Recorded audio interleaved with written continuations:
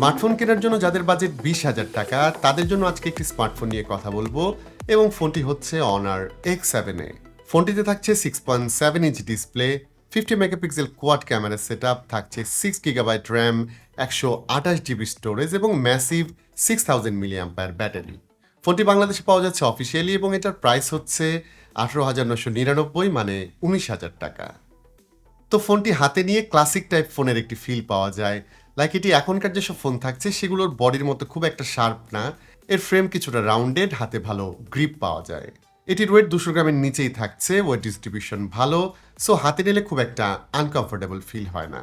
তবে আমার এই ব্ল্যাক কালার ভ্যারিয়েন্টের যে জিনিসটা খারাপ লেগেছে সেটি হচ্ছে ব্যাক সাইডটা একদমই ফিঙ্গারপ্রিন্ট ম্যাগনেট। এটি খুব সহজেই নোংরা হয়ে যায় এবং স্পটের কথাও যদি বলি, যদি কেস ছাড়া এই ফোনটি ব্যবহার করেন সেক্ষেত্রে রিয়ারে স্ক্র্যাচও পড়ে যেতে পারে। সো এই ফোনের বক্সে যে কেসটি থাকছে সেটি অবশ্যই ব্যবহার করবেন। তবে ভালো বিষয় হলো এই ফোনের কিন্তু আরও দুটি কালার ভ্যারিয়েন্ট থাকছে যেগুলো একটু লাইট কালারের। সো ফিঙ্গারপ্রিন্টের দিক থেকে এই ব্ল্যাক কালারের চেয়ে সেগুলো অবশ্যই বেটার হবে। বাট বুঝতেই পারছেন এই ফোনের রিয়ার এবং ফ্রেম হিসেবে কিন্তু প্লাস্টিক থাকছে। ফোনের রাইট সাইডে আমরা পাবো ফিঙ্গারপ্রিন্ট স্ক্যানার যা একই সাথে পাওয়ার বাটন হিসেবে কাজ করে। এটার স্পিড এবং অ্যাকুরেসি দুটি ভালো ছিল।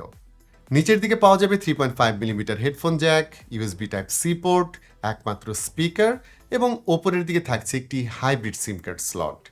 ভালো বিষয় হলো এর টপে কিন্তু একটি সেকেন্ডারি নয়েজ ক্যান্সেলেশন মাইক্রোফোন থাকছে এবং আমাদের টেস্টিংয়ে এই ফোনের কল কোয়ালিটি ভালো ছিল, এখানে কমপ্লেন করার কোনো স্পেস থাকছে না।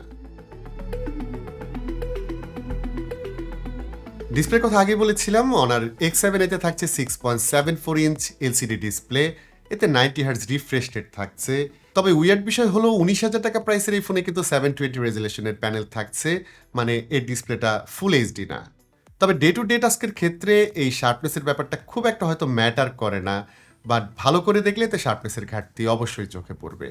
ভালো বিষয় ছিল এই ফোনের ব্রাইটনেস বেশ ভালো, সরাসরি রোদের মধ্যে আমি ফোনটি ব্যবহার করেছি, দেখতে কোনো সমস্যা হয় না এবং কালার কন্ট্রাস্টের দিক থেকেও এই প্যানেলটি মোটামুটি ভালোর কাতারেই থাকবে। অন্যদিকে বড় ডিসপ্লের ফোন অনেকেই ব্যবহার করতে চান, বিশেষ করে যারা ফোনে অনেক ধরনের ভিডিও কন্টেন্ট দেখে থাকেন তাদের জন্য এই ফোনের ডিসপ্লে আইডিয়াল চয়েস হতে পারে। এতে ভিডিও দেখার এক্সপিরিয়েন্স আসলেই ভালো ছিল। তবে 90 হার্জ রিফ্রেশ রেট থাকার পরও ডিসপ্লেটি কিন্তু আমার কাছে খুব একটা স্মুথ লাগেনি। ব্যাপারটা ল্যাগের মতো না, বাট আপনি যখন স্ক্রলিং করবেন যে ধরনের স্মুথনেস আমরা এক্সপেক্ট করে থাকি এই প্যানেল কিন্তু সেটা ডেলিভার করতে পারেনি। সোজা কথা হচ্ছে 90 হার্জ ডিসপ্লের যে লেভেলের স্মুথ হবার কথা এই প্যানেলে আমরা সেটা পাইনি।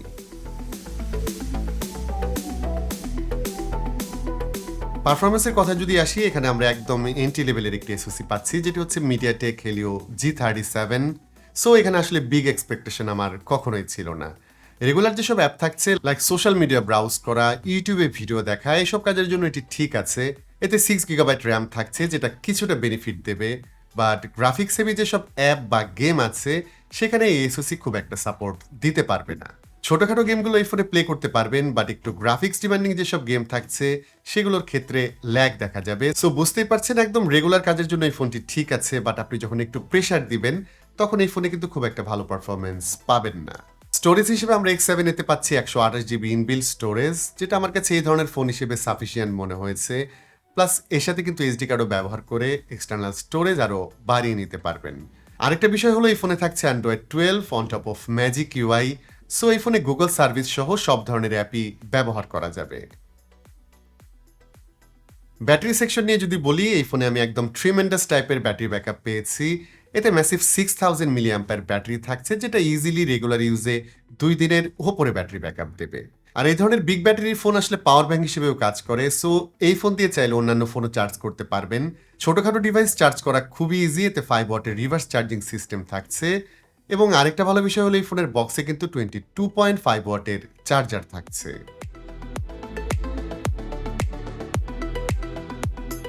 তো এই ফোনের ক্যামেরা সেকশনে এসে আমি আসলে কিছুটা অবাক হয়েছি, কারণ এখানে 50 মেগাপিক্সেল প্রাইমারি ক্যামেরার পাশাপাশি একটি আলট্রা ওয়াইড অ্যাঙ্গেল ক্যামেরা দেখতে পেলাম, যেটা এখন এই ধরনের বাজেটের ফোনে একদমই দেখা যায় না।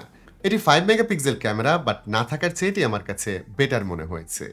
এই সেটআপে আরও থাকছে একটি ম্যাক্রো ক্যামেরা এবং ডেপথ সেন্সর, এবং সেলফি ক্যামেরা হিসেবে আমরা পাচ্ছি 8 মেগাপিক্সেল সেলফি ক্যামেরা। তো শুরু থেকে এর ক্যামেরাকে আমি কিছুটা আন্ডার এস্টিমেট করেছিলাম, ভেবেছিলাম এর ক্যামেরার আউটপুট হয়তো বিলো অ্যাভারেজ টাইপের হবে, বাট ছবি তোলার পর যখন আমি কম্পিউটারে ছবিগুলো ট্রান্সফার করেছি, সেখানে সেগুলো দেখার পর আমার কাছে মনে হয়েছে এর ক্যামেরা আসলে অ্যাভারেজ না, অ্যাভারেজের চেয়ে অনেক ভালো ছিল, অন্তত এই প্রাইস সেগমেন্টে। প্রাইমারি ক্যামেরায় তোলা ডে লাইটের ছবিগুলো আমার কাছে ন্যাচারাল টোনের মনে হয়েছে। কালারের ক্ষেত্রে এক্সট্রা কোনো বুস্টিং নেই এবং হোয়াইট ব্যালেন্স থেকে শুরু করে স্কিন টোন সব ভালোর দিকেই থাকবে। মানে ওভারঅল প্রসেসিংটা ভালো ছিল, কোনো অ্যাগ্রেসিভ এইচডিআর প্রসেসিং নেই, ছবিগুলো সিম্পলি বেটার ছিল। পোর্ট্রেট ছবির ক্ষেত্রে এজ ডিটেকশন চমৎকার ছিল, খুব কমপ্লেক্স সিনেও এটি ভালো কাজ করেছে। এজ ডিটেকশনে খুব একটা উল্টাপাল্টা আমার চোখে পড়েনি এবং বুকের ট্রানজিশন অনেকটা ন্যাচারাল ছিল। তবে ব্যাকগ্রাউন্ড ব্লার কিছুটা বেশি মনে হয়েছে, যেটা কমানো বা বাড়ানোর কোনো অপশন থাকছে না। আর পোর্ট্রেট ছবির প্রসেসিং কিছুটা অ্যাগ্রেসিভ, যদি ওগুলো দেখতে ভালো লাগে এবং কোনো রকম এডিট ছাড়াই সোশ্যাল মিডিয়াতে শেয়ার করা যায়। অন্যদিকে সেলফি ক্যামেরার ছবি প্রসেসিংয়ের ক্ষেত্রে প্রাইমারি ক্যামেরার মতোই ছিল, মানে অনেকটাই ন্যাচারাল, স্কিন টোন ভালো, তবে এতে ডিটেল খুব একটা ভালো পাওয়া যাবে না। লো লাইটের কথায় যদি আসি, এর ক্যামেরা লো লাইটে খুব একটা সুবিধা করতে পারেনি। লো লাইট ইমেজের শার্পনেস, ডিটেলের অনেক ঘাটতি আছে, প্লাস ছবিগুলোতে গ্রেইনও চলে আসে। এতে নাইট মোডও থাকছে না, সো রাতের বেলা ছবি তোলার জন্য এই ফোনের ক্যামেরা খুব একটা আইডিয়াল না।